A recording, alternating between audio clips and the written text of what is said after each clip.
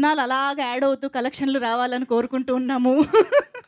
అలాగే విజయరాజా గారు నెక్స్ట్ సినిమాకి సున్నాలు పెంచుకుంటూ చెక్కులు తీసుకోవాలని కోరుకుంటూ ఉన్నాము. సో ఎస్, ఆలస్యం చేయకుండా మీడియా ఇంటరాక్షన్లోకి వెళ్ళిపోదాం. ప్రభు గారు రెడీగా ఉన్నారు. అటాక్ శివాజీ రాజా గారు. అటాక్ ఏం లేదు. ఆల్ ది బెస్ట్ అండి. Thank you sir. పుత్రోత్సాహం మీకు. Thank you sir. Thank you sir. Lakshman garu first cinema, all the best. Thank you sir. అంటే బూతులు వాడి దేశాన్ని తిడితే తప్ప మీ గ్లిమ్స్ జనాల్లోకి వెళ్ళదనుకుంటున్నారా? సారీ సార్, అది తిట్టడం కాదు సార్. వాడిన పదాలు ఒక ఎమోషన్ని, ఒక ఎమోషనల్ సిచ్యువేషన్లో ఒక ఇంటర్నేషనల్ నుంచి ఒక ఇంటర్నేషనల్ మ్యాచ్ ఆడాల్సిన కుర్రోడు, తన లైఫ్ ఇది అనుకొని బతికిన కుర్రోడు, దానికోసం సాక్రిఫైస్ చేసిన కుర్రోడు సడన్గా నువ్వు సెలెక్ట్ కాలేదు అని చెప్తే ఎలా ఉంటుంది? ఆ ఎమోషన్ని ఒక ఎక్స్ప్రెషన్ సార్, అదంతే. అది తిట్లు కావని నేను ఫీల్ అవుతున్నాను. It's a emotion. కానీ సాధారణంగా ఏంటంటే ఈ దేశంలో పడడం వేస్ట్, ఈ దేశంలో ఉండడం వేస్ట్ అనేది ఒక ఫ్యాషన్ వర్డ్ అయిపోయింది. కానీ ప్రపంచంలో మరో దేశంలోకి వెళితే ఎంత కష్టం ఉంటుందో తెలిసి వస్తుంది. అందుకే సార్, మన కన్నా రక్షణ లేని దేశాలు ప్రపంచంలో ఎన్నో ఉన్నాయి. బట్ ఇలాంటి వాళ్ళు ఒక అథ్లెటిక్ చేసినప్పుడు కనీసం ఆ డైలాగ్ దగ్గరైనా కొద్దిగా వేరే మార్చుకుని ఉంటే ఈ దేశంలో పడడం వేస్ట్. డెఫినెట్గా సార్, నేను చెప్తాను. డెఫినెట్గా షూర్, ఇట్స్ మై ప్రామిస్. నేను మాట్లాడేస్తాండి. చెప్పండి. మీరు అడిగిన దానికేనండి. మొన్న మన ఒలింపిక్స్ అయినాయి సార్. 140 కోట్ల మంది జనం ఉన్న మనకి 5 బ్రాంజీ, 1 సిల్వర్ వచ్చిందండి. 17 లక్షల మంది ఉన్న దానికి 14 వచ్చినాయి సార్. దాంట్లో 4 గోల్డ్ మెడల్ ఉన్నాయి సార్. 140 మంది కోట్లలో మనకు రాలేదంటే అది మన కృషి తప్పు కాదు సార్. మనకంత ఇన్ఫ్రాస్ట్రక్చర్ లేదు ఇక్కడ, అన్ని స్టేడియాలు లేవు, మనకంత మంచి నేర్పించేవాళ్ళు లేరు. ఆ బాధ సార్ అక్కడ వ్యక్తం చేస్తుంది. కానీ అదొకటే కాదండి, ఎవరు వాళ్ళ పిల్లల్ని చైనాలో పిల్లలు మీ చాలా వీడియోలు చూసే ఉంటారు, ఏడుస్తుంటారు పిల్లలు అథ్లెటిక్స్ చేయడానికి. వాళ్ళు చిన్నప్పటి నుంచి అయినా ఏడుస్తున్నా కూడా వాళ్ళ చేత సాధన చేస్తారు. ఎవరు వాళ్ళ పిల్లల్ని దానికి పంపించడానికి ఇక్కడ సిద్ధంగా ఉన్నారు? రేపొద్దున మీ మనవడు వస్తాడు, మీరు పంపించడానికి సిద్ధంగా ఉన్నారా అలాంటి ట్రైనింగ్కి? లేదు సార్. మరి అప్పుడు ఇండియాకి మెడల్స్ ఎలా వస్తాయండి? మీరు వాళ్ళ మెడల్స్ వస్తున్నాయంటే కారణం అక్కడ పేరెంట్స్ వాళ్ళు సిద్ధపడి ఆ శిబిరాలకు పంపిస్తున్నారు. గవర్నమెంట్ ప్రాపర్గా ట్రైనింగ్ ఇస్తుంది. ఇక్కడ గవర్నమెంట్ ట్రైనింగ్ ఇవ్వట్లేదని మీరు దాంతో నేను కొంతవరకు ఏకీభవిస్తాను. కానీ దాని పేరెంట్స్ కూడా ఎంత సిద్ధంగా ఉన్నారు? మీరు మీ అబ్బాయిని హీరో చేయడానికి ఇష్టపడుతున్నారు, మీ అబ్బాయిని స్పోర్ట్స్ మ్యాన్ చేయడానికి ఇష్టపడలేదు కదా. So just like that. కానీ స్పోర్ట్స్ సినిమా చేయడానికి మాత్రం ఎంకరేజ్ చేస్తాను. సినిమా చేయడానికి వదిలేదు. Thank you sir. Shivaji Raja garu. Sir ప్రభు గారు. Congratulations sir. ప్రభు గారు చాలా హుషారుగా ఉన్నారు సార్ మీరు. అంటే మీ ప్రెస్ మీట్ కదా, మీ అబ్బాయిని ఇంట్రడ్యూస్ చేసి మీ అబ్బాయి ఒక పాన్ ఇండియా సినిమాకు వెళ్ళటం అనేటువంటిది first time.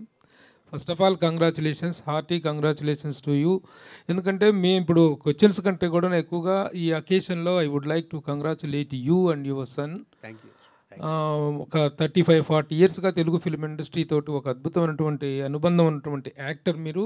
At the same time చాలా ఒక వెరైటీ రోల్స్ కానీ కొన్ని స్పెషల్ కేటగిరీ క్యారెక్టర్స్ ఉన్నాయి అంటే శివాజీ రాజాని పిలవండి అనేటువంటి ఒక అద్భుతమైన పేరు తెచ్చుకున్నందుకు, తర్వాత మళ్ళీ మీకంటూ ఒక మీ కొడుకుని ఇంట్రడ్యూస్ చేసినందుకు, the way you are continuing in the film industry is really to be appreciated. ఆ విధంగా ముందుగా నా హృదయపూర్వకమైనటువంటి అభినందనలు తెలియజేస్తున్నాను నా పక్షాన, మా మీడియా పక్షాన కూడాను. అలాగే ద ఫస్ట్ టైం డైరెక్టర్ తను. అయితే ఇందాక తను మా మిత్రులు అడిగినటువంటి క్వశ్చన్కే కంటిన్యూషన్ ఏంటంటే, ఏదైనా ఒక సినిమాలో హీరో అలాంటి ఒక ఇమోషనల్ అవుట్ బర్స్ట్లో అలా మాట్లాడినప్పుడు తర్వాత దీనికి జస్టిఫైడ్గా తర్వాత మాట్లాడే అవకాశం ఉంటుంది కాబట్టి మీరు దీన్ని గ్లిమ్స్లో వీటిలో వాడటం అనేటువంటిది అది కప్పుకున్నాడు, అది సాధించాడు అంటే, ఆ జాతీయ జెండాను కప్పుకున్నాడు, సాధించాడు అంటే తర్వాత లేటర్ పీరియడ్లో ఆ కాంపెన్సేషన్ ఉంటే ఓకే ఒప్పుకోవచ్చు, లేదనుకుంటే మాత్రం జాతినే అవమానించినటువంటి పరిస్థితి ఉంటుంది. How do you justify that? I give the answer sir. Sir 100% మీరు ఎక్స్పెక్టేషన్స్ ఏదైతే మీరు ఇప్పుడు అన్న క్వశ్చన్లోనే ఆన్సర్ ఉంది. మీరు అన్నదానికి పర్ఫెక్ట్ ఆన్సర్. మీరు ఇంటర్నేషనల్ మ్యాచ్ మీరు చూస్తారు సినిమాలో ఉన్నది, అది ఎలా ఆ ఫ్లాగ్ తన భుజాల మీదకి వచ్చింది అనేది మీకు తెలుస్తుంది sir. Me answer easy that's. అలాగే జీరో అనే టైటిల్ పెట్టడం అనేటువంటిది రియల్లీ ఇట్ ఈస్ దాని వెనక మీ రీజన్ మీకు ఉండొచ్చు. జీరో కావాలని ఎవరు అనుకోరు. ఏదన్నా తేడా వచ్చిందంటే రివ్యూస్లో కూడాను ఆ జీరో అనేటువంటిది పెద్ద మైనస్ అవుతుంది మీకు. కొడితే మాత్రం ఆ జీరో హీరో అవుతాడు. అలాంటి టైటిల్ పెట్టడం వెనుక మీరు చేసిన ఎక్సర్సైజ్ ఏంటి? ఎస్ సార్, ఇది ఫస్ట్ అనుకున్నాం సార్, అందరికి వచ్చిన డౌటే జీరో ఎలా ఉంటుంది అని. బట్ కథ ఆ క్యారెక్టరైజేషన్ ఒక కుర్రోడి కథ. అది ఒక కుర్రోడి కథ అంటే తన లైఫ్ మొత్తం ఒక అథ్లెట్, ఒక రన్నింగ్ దాన్ని ప్రొఫెషన్గా తీసుకొని చివరికి తనకు కావాల్సిన అచీవ్మెంట్స్ కింద మీనబడి తను అచీవ్ అవుతాడు. ఏదైతే తన గోల్ ఉందో దాన్ని రీచ్ అవుతాడు. కానీ పర్సనల్ లైఫ్కి వచ్చేసరికి కంప్లీట్ డిస్టర్బ్ అయిపోతుంది. అంటే ఇంకా జీరో తప్ప తన ముందున్న ఒక లెటర్ ఏది కనపడదు సార్. దట్ ఈస్ ద ఇప్పుడు ఈ జస్టిఫికేషన్. డిప్రెషన్ కానీ ఈ క్యారెక్టర్ తాలూకు ఆవేదన కానీ ఇదంతా చూస్తున్నట్లయితే Yes, sir. ఇప్పుడు చాలా స్పోర్ట్స్ బ్యాక్డ్రాప్లో చాలా బయోపిక్స్ వచ్చినాయి. ఎవరి బయోపిక్ కైనా రిలేట్ అయ్యేటువంటి అవకాశం ఉందా ఈ క్యారెక్టర్? 100% కాదు సార్, ఇది బయోపిక్ కాదు, ఇట్స్ ఎ ఫిక్షనల్ అంటే స్టోరీ. కొన్ని ఇన్సిడెంట్స్ అయినా ఏ సార్ ఎందుకంటే మనం ఇతన్ని పలానా స్పోర్ట్స్ మెన్ లైఫ్లో ఇది ఇన్సిడెంట్ జరిగింది, this might be the base అనేటువంటి ఇది అనిపిస్తుందా? అంటే మనం ఇన్స్పైర్ అయ్యి రాసుకున్న కథే సార్. అంటే కొంచెం మనం చూస్తూ ఉంటాం రెగ్యులర్గా, నాకంటే మీకు బాగా తెలిసి ఉంటుంది మన స్పోర్ట్స్ అథారిటీస్లో జరిగే నేషనల్ క్యాంప్లో ఉన్న స్టూడెంట్స్ పరిస్థితి ఏంటి, వాళ్ళు ఎలా, కొంతమంది ఈరోజు వాళ్ళు ఒక నేషనల్ క్యాంపులో ఉండి కూడా బయటకు వచ్చి వాళ్ళు ఏం చేసుకుంటున్నారు అన్నది మీకు బాగా తెలుసు. ఇంకా సో అలాంటి దాని నుండి ఇన్స్పైర్ అయ్యి రాసిన కథ సార్ ఇది. ఇప్పుడు మీరు చూసిన గ్లిమ్సీ కూడా ఇట్స్ ఒక పార్ట్ సార్, అది ఒక ఎమోషన్ మాత్రమే, అది ఇంకా మీరు ఉంది సార్. విజయరాజా గారు, హాయ్ అండి, myself Hemamalini here. Hi అండి. సో గ్లిమ్స్ అయితే చాలా ఇంప్రెసివ్గా ఉంది. ఫస్ట్ ఆఫ్ ఆల్ కంగ్రాచులేషన్స్, ఎందుకంటే మీ ముందు ఒక చిన్న చిన్న మూవీస్ రిలీజ్ అయినప్పటికీ ఈ మూవీతో మీరు పాన్ ఇండియా లెవెల్లో అందరి ముందుకి రాబోతున్నారు కాబట్టి congratulations. Thank you. First of all athletic character చేయాలి అంటే కొంచెం బ్యాక్గ్రౌండ్ కూడా మీరు వర్కౌట్ చేయాలి. దానికి సంబంధించి ఏమంటారు దానికి సంబంధించి ఏమైనా వర్క్షాప్ లాంటివి ఏమైనా చేశారా? యా, చేశానండి. యాక్చువల్గా మన గచ్చిబౌలి స్టేడియంలో మన రమేష్ గారు అని చెప్పి ఒలింపిక్ కోచ్ ఆయన. సో ఆయన దగ్గర ఒక 2 months ట్రైన్ అయ్యాను. అండ్ అదే కాకుండా ఒరిజినల్ ఒలింపిక్ ఎవరైతే వీళ్ళు అథ్లీట్స్ ఉంటారో వాళ్ళతో ఒక 2 months ట్రావెల్ అవ్వడం జరిగింది. అండ్ వాళ్ళ లైఫ్ హిస్టరీ ఈరోజు మనం చూసిన ఏదైతే గ్లిమ్స్ ఉందో వాళ్ళతో చాలా ట్రావెల్ అయ్యి వాళ్ళ కథలన్నీ నిజంగా దాంట్లో నుంచి వచ్చిన ఇదండి అది ఎమోషన్ ఏదైతే ఉందో. ఎందుకంటే ఎవరైతే ఫ్యామిలీ బ్యాక్గ్రౌండ్ నుంచి వస్తారో ఎంత కష్టపడి వచ్చినా, ఎందుకంటే వాళ్ళ వెనకాల ఏమి ఉండదు, బట్ అది ఏదైనా సపోర్ట్ గవర్నమెంట్ ఇస్తున్నానో ఇక్కడికి వస్తారు. కానీ ఇక్కడికి వచ్చి వాళ్ళు నాకు చెప్పిన పెయిన్, అంటే వాళ్ళ పేర్లు తీయకూడదు కానీ ఒక్కొక్క పర్సన్ దగ్గర ఎమోషన్ లిటరల్గా మేము 4 వాళ్ళతో చాలా ట్రావెల్ చేసామండి. అంటే లిటరల్గా ఏంటంటే అక్కడ కూర్చొని ఏడ్ చేస్తాం వాళ్ళు చెప్తుంటే. సో అదే పెయిన్ మన సినిమాలో నా క్యారెక్టర్ ఇది. అంటే మీరు అంతకుముందు ఏదైనా చిన్నప్పటి నుంచి ఏదైనా స్పోర్ట్స్లో మీరు యాక్టివ్గా ఉండేవారా? అంటే ఇప్పుడు కంప్లీట్ రన్నింగ్ మీద ఉంది కదా, మీరు ఏమైనా పర్సనల్గా చిన్నప్పటి నుంచి ఏదైనా స్పోర్ట్స్లో యాక్టివ్గా ఉండేవారా? యా, అంటే అంత ఇది కాదండి. ఎక్కువ నేను యూజువల్గా హార్స్ రైడింగ్ కానీ ఎక్కువ జిమ్నాస్టిక్స్ చేసేవాడిని చిన్నప్పటి నుంచి. స్పోర్ట్స్ తక్కువే బేసిక్గా. మా ఎఫ్ఎన్సీసీ క్లబ్లో ఒక టెన్నిస్ అవి ఆడుతూ ఉండేవాళ్ళం, బట్ అంతే. విజయ్ గారు హాయ్. Sir hi sir. యాక్చువల్గా కొంతమంది స్టార్ హీరోలు రన్నింగ్కి ఫ్యాన్స్ ఉంటారు. అవును. అలా మహేష్ బాబు గారు రన్నింగ్ స్టైల్కి చాలామంది ఫ్యాన్స్ ఉన్నారు.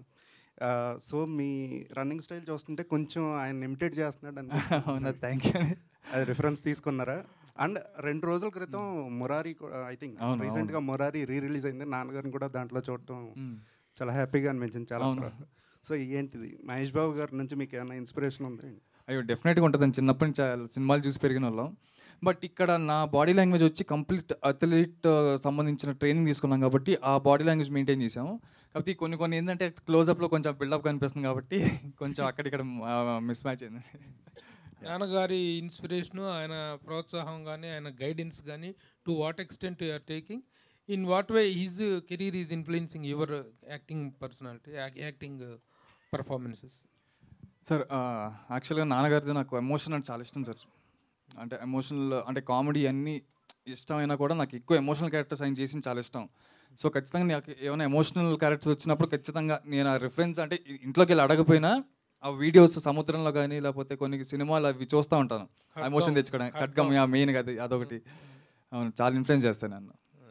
Okay, producer, first of all congratulations అండి. మీ గురించి డైరెక్టర్ కానీ శివాజీ రాజా గారు కానీ వాళ్ళు చెప్పినటువంటి ఒక ప్రొడ్యూసర్కి how best he can treat his unit అనేటువంటి దాన్ని బట్టి కూడాను ఆ అద్భుతమైన రెస్పాన్స్ వస్తుంది. అది తెచ్చుకున్నందుకు ముందుగా thank you so much congratulations. Sir. ఒక pan India cinema first time చేస్తూ ఒక పాన్ ఇండియా సినిమాతోటి మీరు వస్తున్నారు. How the production went on and how the director has tackled and the heroes cooperation గురించి ఏం చెప్తారు? ఫస్ట్ డైరెక్టర్ గారు నేను ట్రావెల్ అయ్యాం సార్.